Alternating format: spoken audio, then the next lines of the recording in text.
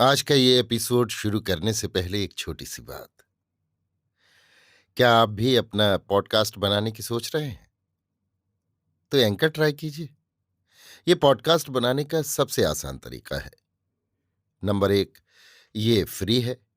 Number 2, इसमें कई सारे ऐसे टूल्स हैं जो आपको अपने फोन और कंप्यूटर पर रिकॉर्ड और एडिट करने की फैसिलिटी देते हैं। नंबर 3, आप अपने पॉडकास्ट को डिस्ट्रीब्यूट भी कर सकते हैं, जिससे इसे स्पॉटिफाई और दूसरे प्लेटफॉर्म पर सुना जा सके। तो डाउनलोड कीजिए फ्री एंकर ऐप या विजिट कीजिए anchor.fm पर अपना पॉडकास्ट स्टार्ट करने के लिए। ये तो थी एक छोटी सी जानकारी, और अब शुरू करते हैं एपिसोड का सिलसिला। तो आज के एपिसोड में लीजिए सुनिए आचार्य चतुर्सेन शास्त्री के लिखे उपन्यास सोमनाथ के 71वें भाग फतेह मोहम्मद को मेरी यानी समीर गोस्वामी की आवाज में। परिचित शब्द संकेत से आश्वस्त होकर फतेह मोहम्मद ने पानी से सिर निकाला। आनंद ने वटवृक्ष की डाल पर से झूलकर कहा, कोई डर नहीं दोस्त, बाहर आ जाओ। जब युवक ने जल से बाहर निकलकर कहा, वो बुजुर्ग कहाँ हैं, मैं उनसे मिलूंगा। तब मेरे पीछे आओ। दोनों व्यक्ति चुपचाप खिसक कर एक अंधेरी गली में घुस गए और टेढ़े तिरछे रास्ते पार करते हुए एक छोटे से मकान के द्वार पर जा खड़े हुए। द्वार पर पहुंचकर आनंद ने संकेत किया। संकेत होते ही द्वार खुल गया। दोनों ने भीतर जाकर देखा। एक प्रशस्त कक्ष में दामोदर मेहता गद्दी पर बैठे हैं। युवक ने आगे बढ़कर अदब से उनका अभिवादन किया। अभिवादन का जवाब देकर मेहता ने हंसकर कहा, इत्मीनान से बैठ जाओ और कहो, जिसकी वो तलवार थी उससे मुलाकात हुई? हुई। उसने क्या कहा?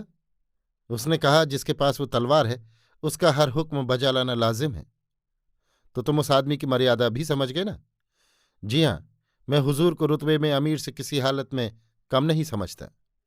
ठीक है, अब अपनी बात कहो। मुझे सुल्तान ने आपकी खिदमत में भेजा है। किस लिए? सुल्तान का पैगाम लेकर। पैगाम क्या है? सुलह। सिर्फ एक चीज पाकर वे इस मुहिम से लौट जाएंगे। कौन चीज? जा बख्शी हो तो अर्ज करूं। कहो। वो नाजनी। कौन?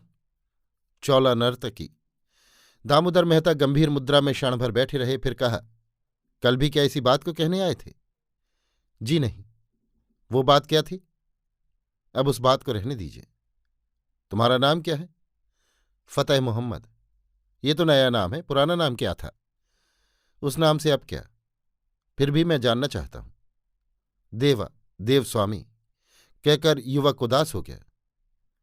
तुमने कृष्ण स्वामी के पास बहुत कुछ पढ़ा लिखा है? जी हां, लेकिन उनके पास नहीं, पीर के पास।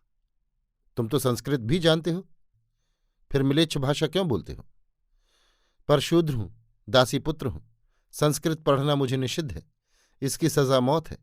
मैं मिलेच्छ भाषा नहीं, शाही जबान बोलता हूं, जो मेरे पीर ने मुझे सिखाई है। लेकिन मैं तुम्हें यदि तुम्हारे पुराने नाम से पुकारूं? बेकार है। उस नाम से भी तुम्हें नफरत है? उसकी याद से भी। तुमने सिर्फ शोभना के लिए धर्म त्यागा ना? जी नहीं, मैंने धर्म कबूल किया। मेरा मतलब हिंदू धर्म से है। वो धर्म नहीं, कुफ्र है। धर्म तो इस्लाम है। इस्लाम में तुम्हें कुछ मिला? जी हाँ, समानता, उदारता, जीवन, आशा, आनंद और दौलत। और शोभना? वो भी। लेकिन वो तो अब मेरे कब्जे में है। यदि मैं तुम्हें ना दूं तो मैं आपसे लड़ूंगा। मेरा हुक्म नहीं मानोगे? नहीं जनाब। अमीर का जो हुक्म है वो सुल्तान के काम के लिए है, ये मेरा काम है। शोभना के लिए तो मैं सुल्तान नामदार से भी लड़ूंगा। क्या तुम्हारी ऐसी हैसियत है? हैसियत का सवाल नहीं है जनाब, तबीयत का सवाल है। क्या मतलब? एक तरफ शोभना और एक तरफ सारी दुनिया, यही मतलब। तुम्हारी बातों से मुझे तुम पर प्यार हो गया। यदि मैं तुम्हें शोभना दे दूं और वो तलवार भी जिसकी कीमत तुम्हें मालूम है, तो क्या तुम फिर देवस्वामी बन सकते हो? नहीं हजरत, मैं मुर्दे का मांस नहीं खाता। मुर्दे का मांस कैसा? कमीना हिंदू धर्म ऐसा मुर्दा है कि इसकी सड़ी हुई बू से दूर ही रहना चाहिए। तुम शोभना के लिए इतना नहीं कर सकते? जरूरत नहीं है। शोभना के लिए मेरे पास ये तलवार है, लेकिन हम लोग वक्त बर्बाद कर रहे हैं। खैर, तो तुम क्या कहना चाहते हो? सुल्तान की जो ख्वाहिश है वो तो अर्ज कर चुका, लेकिन वो तो मेरे बूते की बात नहीं है भाई। आप क्या अपने देवता को बचाने के लिए एक अदना औरत की कुर्बानी नहीं दे सकते? एक अदना औरत के लिए तुमने अपना धर्म, ईमान, कर्तव्य, देशभक्ति सबको लात मार दी। विदेशी विधर्मी तुर्क के दास बन गए। अपने ही घर को बर्बाद करने पर तुले बैठे हो। इसके सिवा गजनी का अमीर, जिसे लेकर सारी मुहिम से ही मुंह फेरने को तैयार हो, उसे तुम अदना औरत कहकर पुकारते हो। अभी तुम बच्चे हो देवस्वामी, तुम्हारा सिर फिर गया है और प्रतिहिंसा और स्वार्थ ने तुम्हें पागल कर दिया है। फिर भी तुम्हें ये भूलना न चाहिए कि तुम किसके दूत हो और किससे बात कर रहे हो। तुम्हें मर्यादा से बात करनी चाहिए। फतेह मोहम्मद का सिर झुक गया। उसने आगे झुककर दामू मेहता के दोनों हाथ छूकर आंखों से लगाए, फिर कहा, मुझे माफ कीजिए, आपकी जो भी मर्यादा हो, मगर मेरे लिए रुतबे में अमीर से कम नहीं है। मैंने सिर्फ साफगोई की है। अब हुजूर का क्या हुक्म है? खेद है कि अमीर का ये संदेश मैं महाधर्म सेनापति तक नहीं ले जा सकता। तो हुजूर मुझे ही महाराज महासेनापति तक पहुंचा दे। तब तो तुरंत तुम्हारा सिर काट लिया जाएगा, क्योंकि तुम सैनिक नियम के विरुद्ध चोरी से पाटन में आए हो। तो हुजूर क्या मेरी रक्षा न करेंगे? नहीं कर सकता। फिर तुम यदि अमीर का संदेश महाधर्म सेनापति तक ले जाना ही चाहते हो तो खुले रूप में अमीर के दूत का अधिकार पत्र लेकर महाराज के पास जा सकते हो, बाधा नहीं होगी। सुल्तान के लिए क्या आप कुछ भी नहीं कर सकते? सुल्तान पर यदि कोई गहरी विपत्ति आ पड़े और वो मेरा आश्रय चाहे तो मैं उसकी मदद इस तलवार की मैत्री के नाम पर करूंगा, और तुम जो इस समय चोरी से आए हो, तुम्हें प्राणदंड से बचाकर जीता चला जाने दूंगा। ये काफी नहीं है? काफी है हुजूर। मैं सुल्तान नामदार से हुजूर की मेहरबानी की बात कहूंगा। तुम्हें और कुछ कहना है? जी नहीं। तो अब तुम जा सकते हो, और कभी किसी मुसीबत में तुम्हें एक शुभचिंतक की आवश्यकता हो तो मेरे पास आना देवस्वामी। ये मत भूलना कि मैं तुम्हें प्यार करता हूं और तुम्हें फतेह मोहम्मद नहीं, देवस्वामी ही समझता हूं।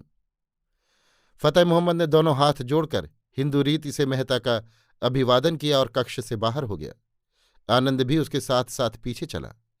पानी में बैठकर फतेह मोहम्मद ने कहा, मेरी चीज ये है, लेकिन दम ये लो। युवक ने मोहरों का तोड़ा आनंद को पकड़ा दिया, फिर कहा, वो चीज मुझे दो। अभी मेरे पास ही रहने दो, इससे मैं तुम्हारी मदद करूंगा। फतेह मोहम्मद ने कुछ सोचकर कहा, अच्छा तो अब मैं चला। फिर अब कब? कल। ठीक है। युवक ने पानी में गोता लगाया, परंतु वो गया नहीं।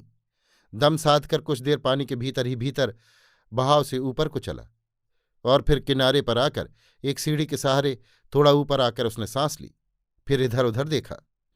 आनंद भी तट से गया नहीं। 2-4 कदम जाने का अभिनय करके वो लोमड़ी की भांति घूमकर पेट के बल रेंगता हुआ किनारे किनारे बहाव के ऊपर चलने लगा। उसे ये समझते देर न लगी कि फतेह मोहम्मद गया नहीं, पानी में यही है। जब उसने पानी से सिर निकाला तो आनंद ने देख लिया। वो भी धीरे से जल में बैठ गया। तलवार नंगी कर उसने हाथ में ले ली। फतेह मोहम्मद ने डुबकी लगाई और आनंद ने ध्यान से उसकी गतिविधि देखी। फिर उसने भी डुबकी लगाई। दोनों साहसी युवक अपने अपने कार्य में तत्पर थे। जल ही जल में वे मुख्य द्वार तक पहुंच गए। यहां काफी प्रकाश था, पहरा भी बहुत था। फतेह मोहम्मद थोड़ा हटकर गहरे जल में बैठ गया। आनंद ने देखा वो केवल छिपकर आगे बढ़ना चाहता है। वो भी सावधानी से जल के भीतर ही भीतर आगे बढ़ने लगा। त्रिपुर सुंदरी के मंदिर के पार्श्व भाग में जल के ऊपर ही एक बहुत भारी शमी का वृक्ष था। उस वृक्ष से आनंद को कुछ संकेत शब्द सुनाई दिया। उस शब्द को सुनकर फतेह मोहम्मद ने पानी से सिर निकालकर संकेत किया और फिर किनारे की ओर बढ़ा। आनंद एक सीढ़ी से चिपक गया। सिद्धेश्वर ही था। वो वृक्ष से उतरकर सीढ़ी तक चला आया। फतेह मोहम्मद ने उसके कान के पास मुंह ले जाकर केवल इतना ही कहा, मंजूर है, और वो पानी में बैठ गया। आनंद ने स्पष्ट ये शब्द सुना। उसने देखा फतेह मोहम्मद तीर की भांति लौटा जा रहा है। सिद्धेश्वर ने अपने चारों ओर देखा और मंदिर के पिछवाड़े की ओर चला गया। आनंद भी पानी से निकलकर उसके पीछे पीछे हो लिया। नंगी तलवार उसके पास थी। सिद्धेश्वर चोर दरवाजे से घुसकर जहां छोटे छोटे बहुत से मंदिर थे उनमें चक्कर काटता हुआ जाने लगा।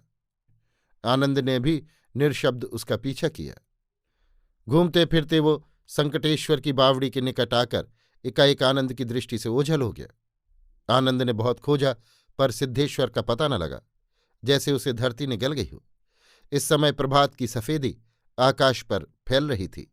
आनंद पीछे लौटा। अभी आप सुन रहे थे आचार्य चतुर्सेन शास्त्री के लिखे उपन्यास सोमनाथ के 71वें भाग फतेह मोहम्मद को मेरी यानी समीर गोस्वामी की आवाज में।